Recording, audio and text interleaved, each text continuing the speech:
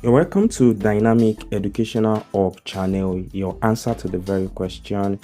And this is Coordinate Geometry playlist, the second video in this playlist. And this video is a continuation of the first video in which we are talking about the basics, the foundation, the beginning of coordinate geometry.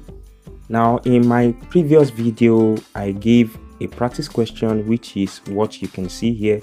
Which coordinate system is suitable for describing the following? We have tracking the movement of aeroplane, all the question you see here. Now I'm going to choose some coordinate system to define all this. And I'm going to tell you the reason why I'm choosing those coordinate systems. The first one, tracking the movement of aeroplane.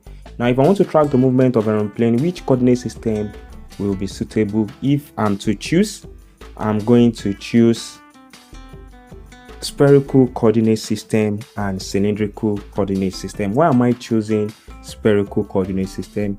I'm choosing spherical coordinate system because the earth is somehow spherical in shape, and if an airplane is flying and I want to define the position, I can use spherical coordinates using longitude and latitude.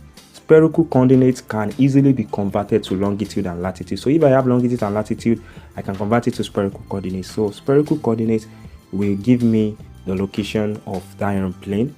So if I'm to consider the altitude, the height of the aeroplane, so I'm going to use cylindrical coordinate system. Since cylindrical coordinate system is giving the z coordinates the altitude, so I'm going to adopt cylindrical coordinate system. So I can use the two to describe the movement of aeroplane. Now the second question, tracking the movement of football on the pitch. So I think the best coordinate system that can track the movement of ball on a pitch is Cartesian Coordinate System, the 3D form of Cartesian Coordinate System. So if I'm going to choose a particular coordinate system that best describe the position of or the movement of ball on a pitch, the coordinate system will be Cartesian Coordinate System, which is I'm going to pick the 3D Cartesian Coordinate System.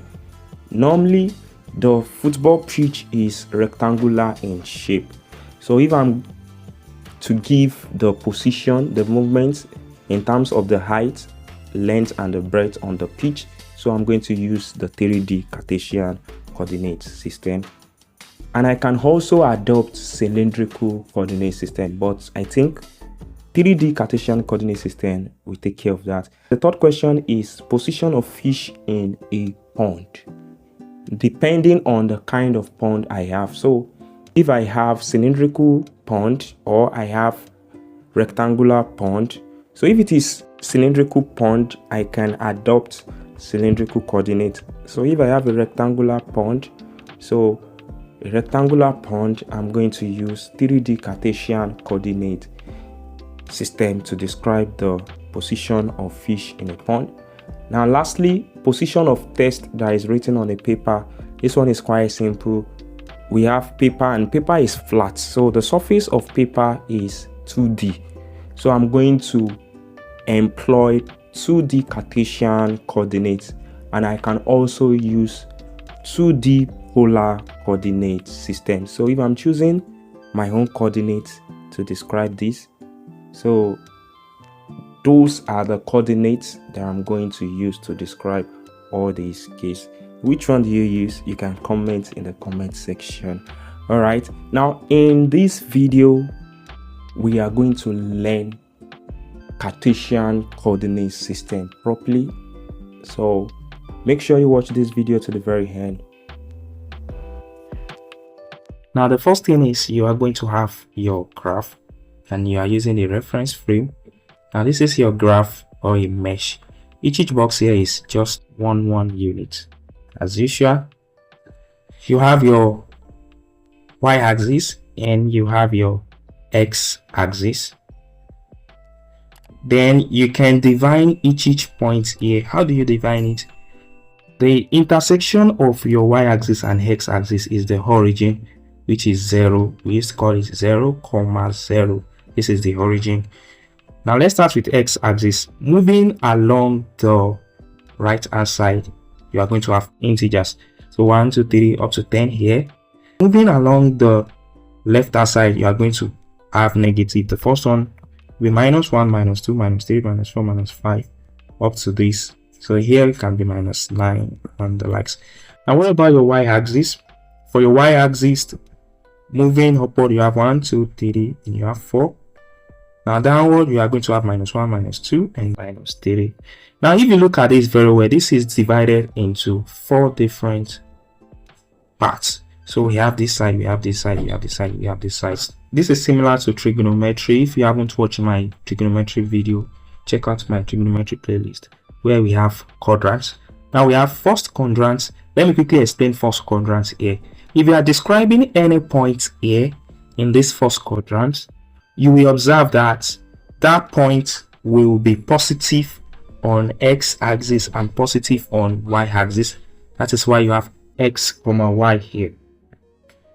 Now the second quadrant, if you observe it very well, it falls on the left hand side. Our left hand side is negative for x, so you have -x here. For x here you get negative, and for y here you get positive because it is above here on y-axis, positive. The third quadrant here, any point that you are describing here will be negative for x and also negative for y, left hand side and downward. Finally, for this, x will be positive, the right hand side, and downward will be negative, which is y. Let's say, for instance, we want to use Cartesian coordinate system to define the vertices of this square as shown. This is square, this is not rhombus, it is a rotated square. It's very simple. The first corner here, if you look at it very well, it falls on -2 on x-axis and 1 on y-axis. So we are going to have -2, 1. The next one, 0, 3. Why is it 0? Falls on 0 on x-axis. If you trace downward, and 3 on y-axis. That is why we have 0, 3. The next one, 2, 1. Why is it 2, 1? It falls on 2 on x-axis and 1 on y-axis. That is why it is 2, 1. Finally, this one will also be 0, -1. It falls on 0 on x-axis and -1 on y-axis. This point here. That is how to describe the coordinate of these vertices. Now let's quickly have another example. This triangle as shown. Let's define the coordinates. The first one will be 2, -2. Why is it 2, -2? 2 here on x and -2 on y. The next one will be 5, -2. If you observe these two vertex, this vertex and this vertex, you observe that there is one coordinate that is constant. The y coordinate is constant. Now this is what is called collinearity, which means that these points and these points are collinear. 2 points are collinear in coordinate system when one out of their coordinates is constant. So 2 points are collinear in Cartesian coordinate system when one coordinate that defines the first point is the same as one coordinate that defines the second point. So which means that they have a constant coordinate. So we have -2 here, we also have -2 here. That is why I said they are collinear. We are still going to learn how to apply that to find the area. Now the third point here, which is the third vertex here, so we are going to have 3.5, 1. Why is it 3.5, 1? It is in between 3 and 4. If you look at it, 0.1, 0.2, 0.3, 0.4, 0.5, 3.5 on x, and if you trace it down to y, it is 1. So let's have this final example, which is a pentagon, a regular pentagon. Now let's fix it. The first point is 5, 1, 5, 1. The next point is 7.5, 1.7, in between 7 and 8, 7.1, 0.2, 0.3, 0.4, 5 here. Now what about on y-axis? It's very simple. 1.1, 1.2, 1.3, 1.4, 1.5, 1.6, 1.7. Now the next one, it is 8 on x-axis and 3 on y-axis, 8, 3. The next one, 6.5, 4, 6.1, 0.2, 0.3, 0.4, 0.5, 4 on y-axis, Finally, we have 5, comma 3. Now we can also see that these points, this vertex and this vertex are also collinear. So we have 5 here, we also have 5 here. Now we know how to fix the Cartesian coordinates of points in 2D plane, just like graph.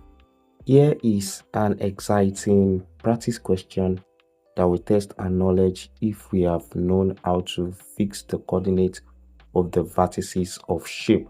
So I have different polygon here.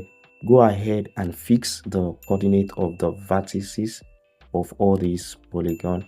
So you can check the description of the video to see a link to download the solution to this question and check if you actually get the coordinate, the Cartesian coordinate.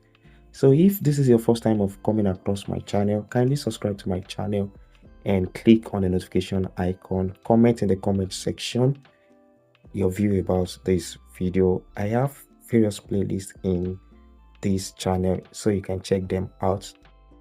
So I've addressed the foundation, the basics of Euclidean geometry. So in the next video, we start learning the calculation. So we start learning the distance formula, the midpoint. So see you in the next video. Bye for now.